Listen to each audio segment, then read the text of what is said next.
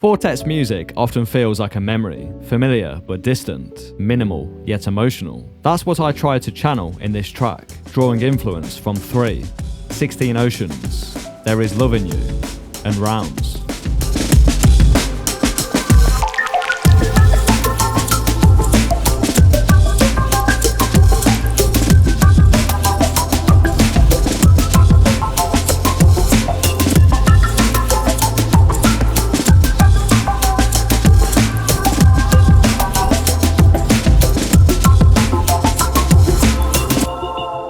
Most of the sounds came from my Four Tet sample library, available on Samples by Vanity. Four Tet describes making music as something that helps him calm down. No strict routines, no fixed process, just a laptop, often in bed or around the house, following a spark of curiosity when it strikes. He's known for his ARPs and plucky synths, so that's where I'll start.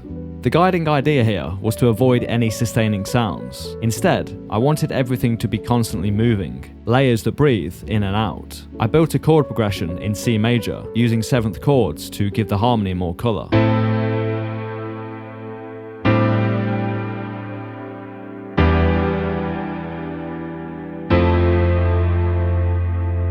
Inspired by Four Tet's mention in tape notes of using Ableton's MIDI effect tools to generate ideas he'd never come up with manually, I reached for Live's new transformation tools. I fed in my C major 7 progression and applied the ARP transform set to down. This was the first result, which I trimmed a few notes from to open up the rhythm.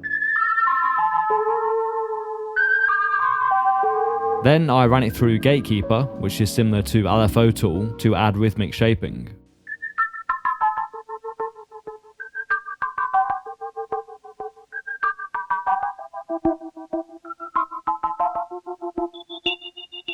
Because the rhythm is randomized and the notes aren't easy to predict, it stays interesting. There's no repetitive melody to get bored of. I share more tips like these every Thursday in my free newsletter, the Patch Bay Club. Consider joining via the link below. The second synth is a more traditional arpeggiator, still rhythmic, still tonal, but more grounded.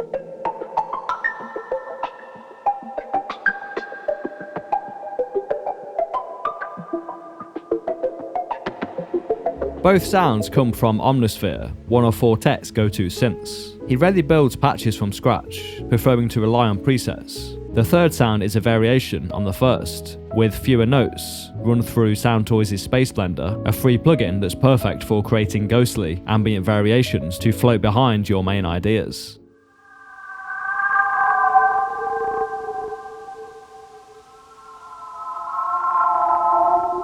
I've created tons more of these synth loops for you to use in the sample pack. All of these sounds are then routed into a group channel, processed with light compression, 2 tape saturation plugins, some wow and flutter, and a gentle high-end roll-off to remove some of that digital sharpness. Here's an AB.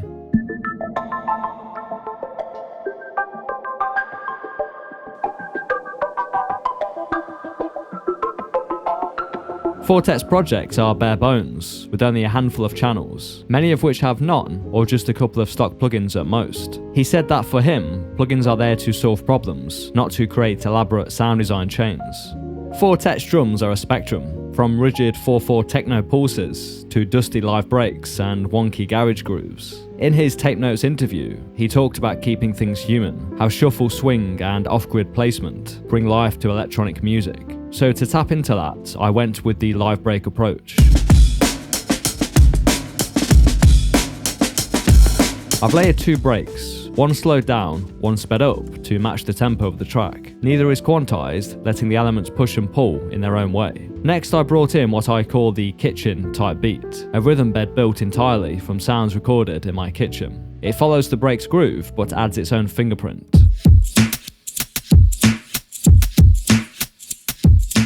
I dive into how I made this in the uncut version of this tutorial, available for all channel members. Next, I brought in a few ear candy textures. These are panned for width, have a gentle top end boost, and are washed in Live's echo for space.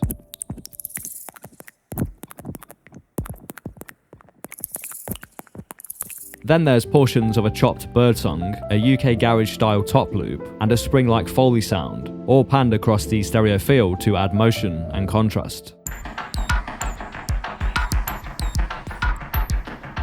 Is it more tipper than Four Tet? Maybe.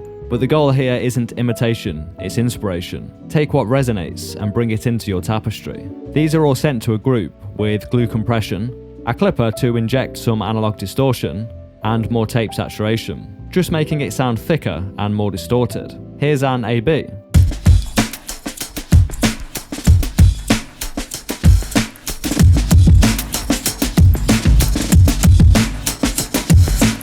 If I was working with only free or stock plugins, this is the chain I'd use. Four Tet has noted that 90% of his mixing is done through his laptop speakers, with the final 10% being on monitors to sort out the mix. The important aspect to him is finding and developing the initial idea, which might only take a day or two, but then he might spend a month tweaking the mix, depending on the scope of the issues he's having.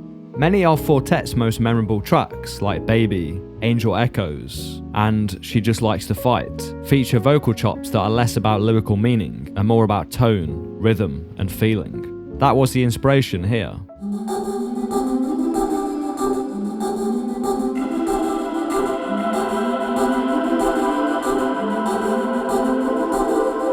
The first vocal that's driving the track originally sounded like this.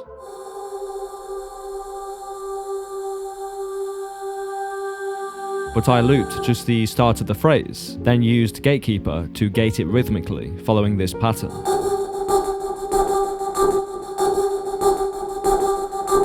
For the second vocal, I used the same technique, looping a short phrase. But this time, I pitched it down an octave and ran it through an auto panner to create movement across the stereo field.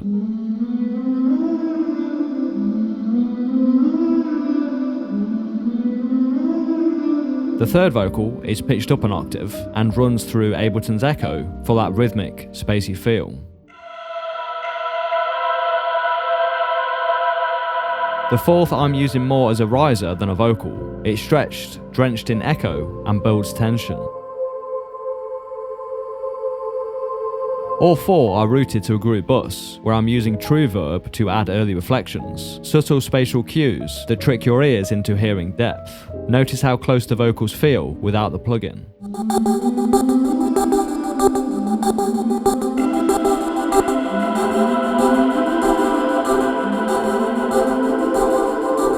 So what's going on? When a sound plays in a real space, the first thing you hear is the direct signal. Then milliseconds later, you hear early reflections. These are the initial echoes bouncing off nearby surfaces, and they shape how we perceive the space around a sound. Four Tet's bass lines often do the least, but in doing so, they do just enough. In this case, I'm using a driving analog style bass patch from Diva, BL Minitel from Luftdrum's Retro City pack.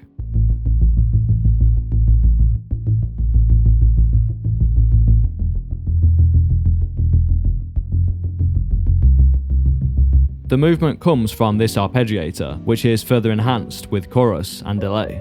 Delay on what's effectively a sub? Yeah, Four Tet would be proud. There's a saturator on the chain to introduce some upper harmonics too. Nothing drastic, just a way to help the bass translate better on smaller systems and poke through in the mix. Four Tet's Skater from the album 3 includes Foley of him and his daughter ice skating. It's not just ambience, it's a memory, a piece of his life woven into the track. Foley and texture aren't just ear candy, they're anchors. They tether a track to something real, to a place, a feeling, a person. So when you make music, ask, what would it sound like if this track could remember something? Try recording the ambience of your house when no one's around, all the sounds of your garden, snippets from a walk, field recordings from a trip. Build your own memory bank, a sonic diary of sorts. I've got the bird songs from my garden in here, some steak sizzling on a family barbecue a few years back, and a walk in a forest with a friend.